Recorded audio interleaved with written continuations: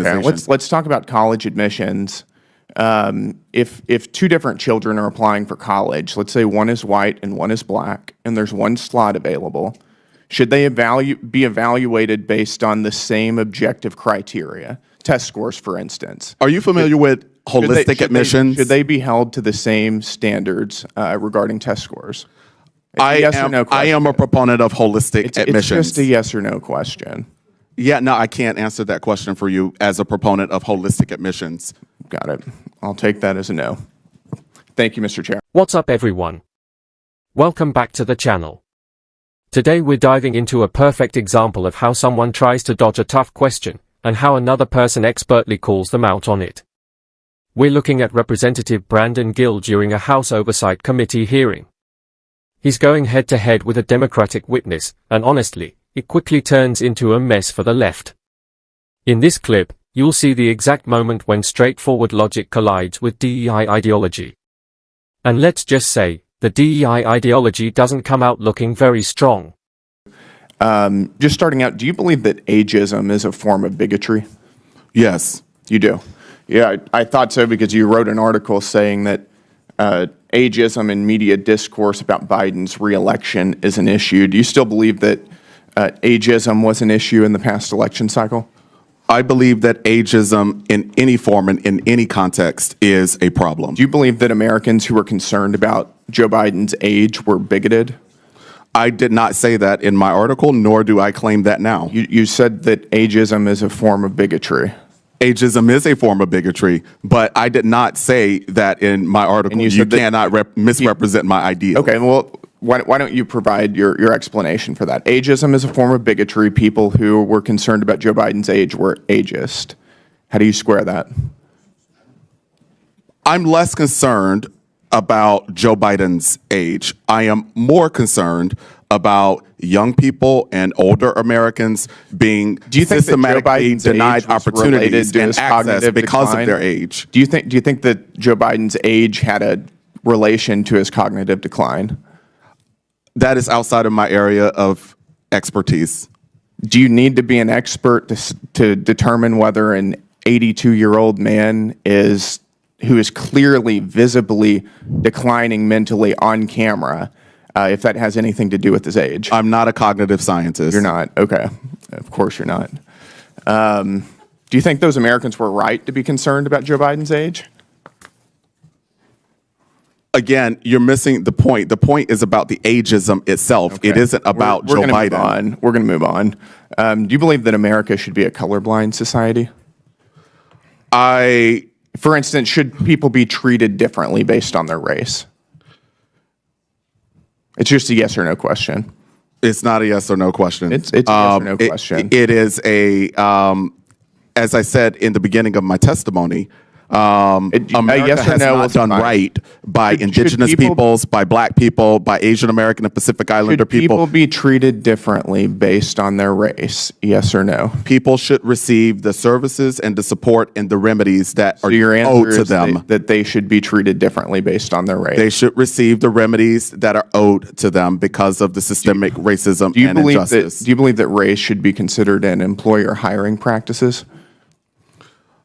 I do not believe that white people are the only qualified people for jobs. I didn't say that. Nobody said that. I asked you if race should be considered in employer hiring practices. And you're not going to intimidate me by slandering me as a racist. I did not call you a racist. No, you're not going to intimidate me by insisting that I called you a racist. Straightforward question. It's a yes or no question. Should race be considered in employer hiring practices? Yes or no? I believe that diversity ought to be considered as companies and other organizations attempt to reflect their customers, our country. I'll take that as a yes. Which race do you think should be preferred? I do not think that a single race should be preferred. You just said that you believe that race should be considered in employer hiring practices. I don't know. There's going to be a transcript of this hearing. I didn't say that in that way. Okay. Why don't you explain what you believe?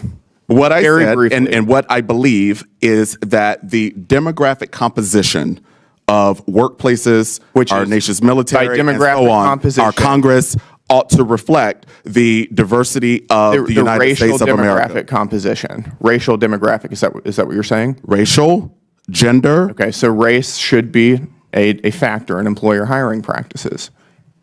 Yeah, that's what you're saying, is it not? Organizations ought to attempt to match the diversity of you're their. hopping around the question. No, you don't want to I am answer answering it. quite straightforwardly. Who As a gets matter to of fact, determine which races are preferred?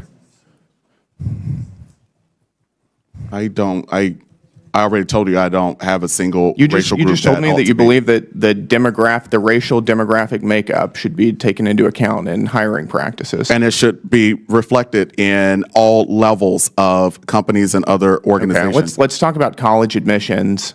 If two different children are applying for college, let's say one is white and one is black, and there's one slot available, should they be evaluated based on the same objective criteria? Test scores, for instance. Are you familiar with holistic admissions? Should they be held to the same standards regarding test scores? I am a proponent of holistic admissions. It's just a yes or no question. Yeah, no, I can't answer that question for you as a proponent of holistic admissions. Got it. I'll take that as a no. Thank you, Mr. Unreal. Just unreal. Did you guys hear that?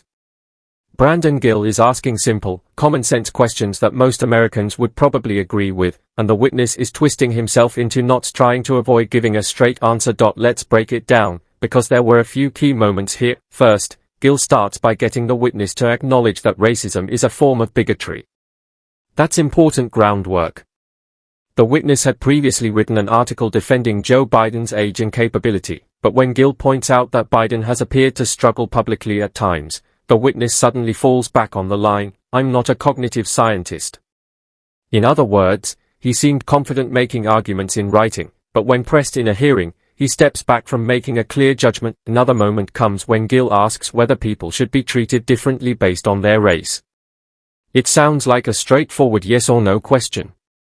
Instead of giving a direct answer, the witness talks about remedies and systemic issues. Gill calls that out, saying the response is avoiding the core point. Then Gill brings up an example about two students, one white and one black, with the same test scores. The witness says he supports holistic admissions.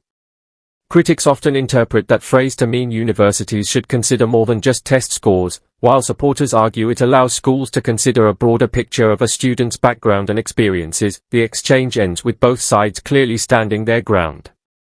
Gill argues for a merit-focused approach and equal treatment regardless of race, while the witness defends policies that he believes address broader social inequities. What did you think about the exchange?